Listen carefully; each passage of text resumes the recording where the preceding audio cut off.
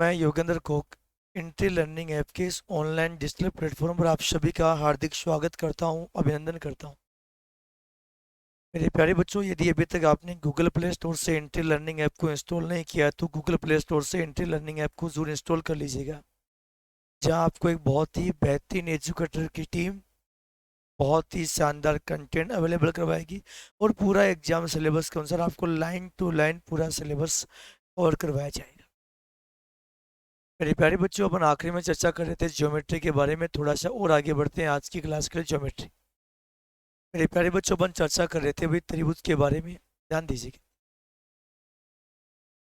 त्रिभुज की आज की अपनी थ्योरम है। त्रिभुज की कोई भी दो भुजाओं के मध्य बिंदु, त्रिभुज की कोई भी दो भुजाओं के मध्य बिंदुओं को मिलाने वाली भुजा, मध्य बिंदुओं को मिलाने वाली भुजा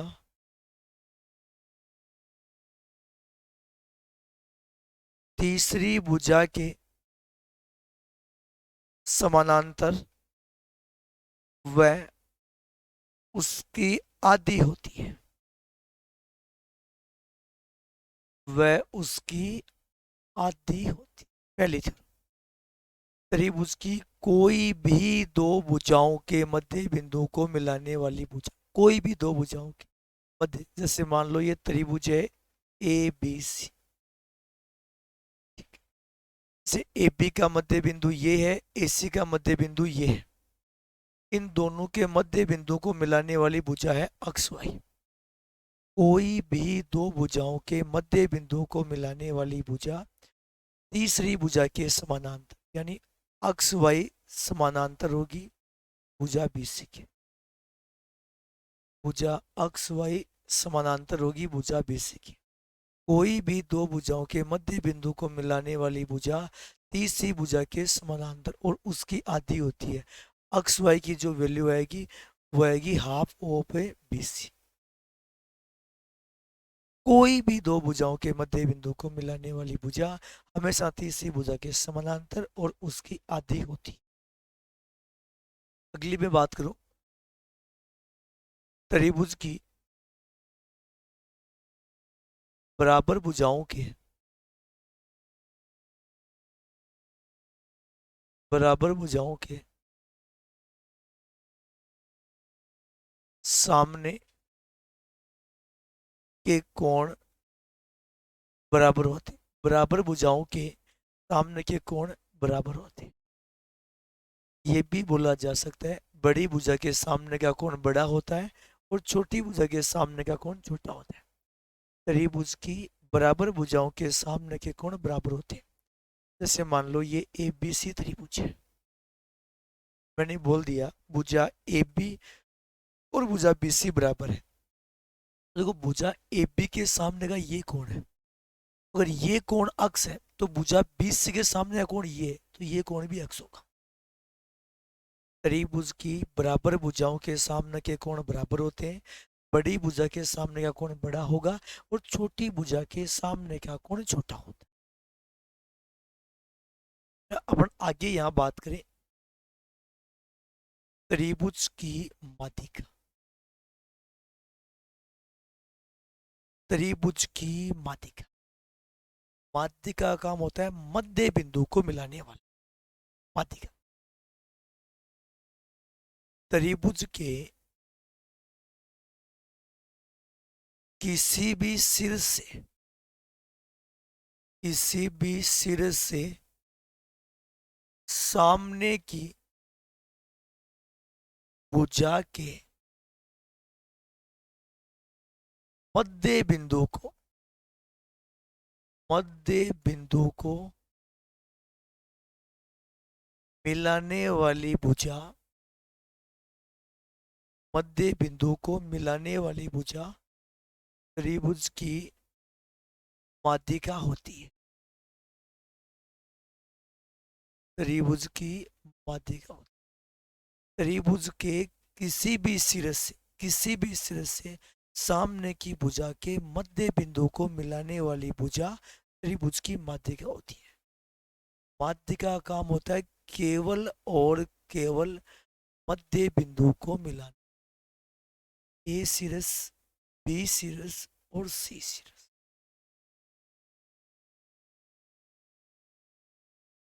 ये है एडी। अगर एडी माध्यिका है देन बीडी बराबर डीसी होगा।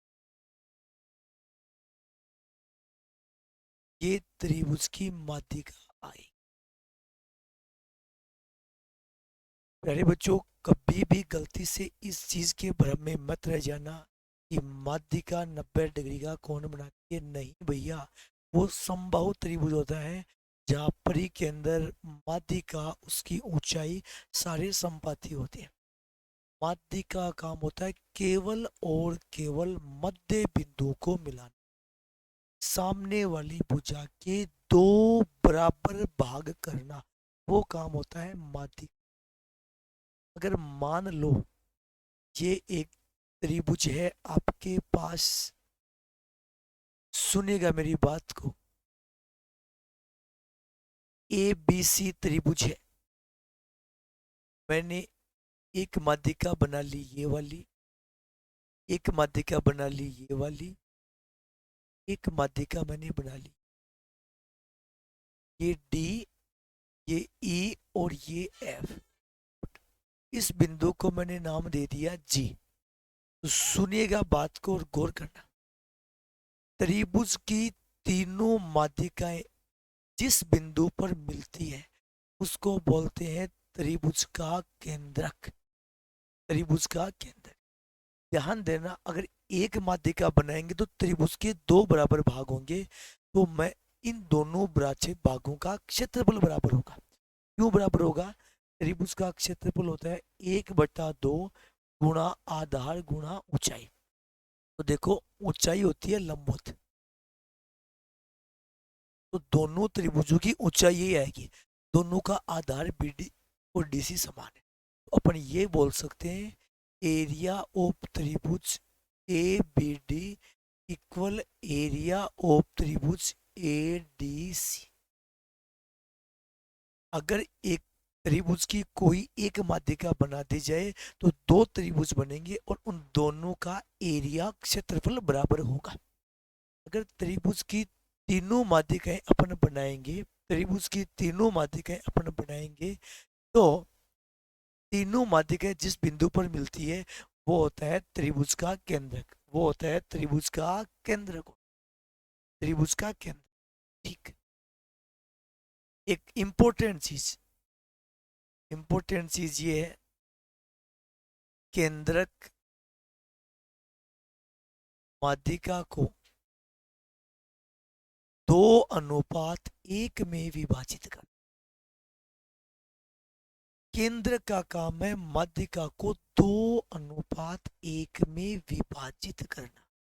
यानी ये जो केंद्रक जी है, ये जो पूरी माध्यिका है, अगर आपको ये पूछे ए जी अनुपात जी, तो सिर से केंद्र की भुजा केंद्र से भुजा वाली से डबल होती है, केंद्र से भुजा वाली की डबल होती है। केंद्रक माध्यिका को 2:1 में विभाजित करता है। केंद्रक माध्यिका को 2:1 में विभाजित करता है। दो भाग आएगा मेरे प्यारे बच्चों। केंद्र से लेके सिरस वाली भुजा डबल होगी, केंद्र से भुजा वाली साइड से ये होगा 2 और ये होगा 2। इसी प्रकार बीजी भुजा डबल होगी जीएफ से, इसी प्रकार जीसी भुजा डबल होगी डीजी से। बात समझ में आई? माध्यिका का काम होता है केवल और केवल मध्य बिंदु को मिलान करना। ठीक है मेरे प्यारे बच्चों।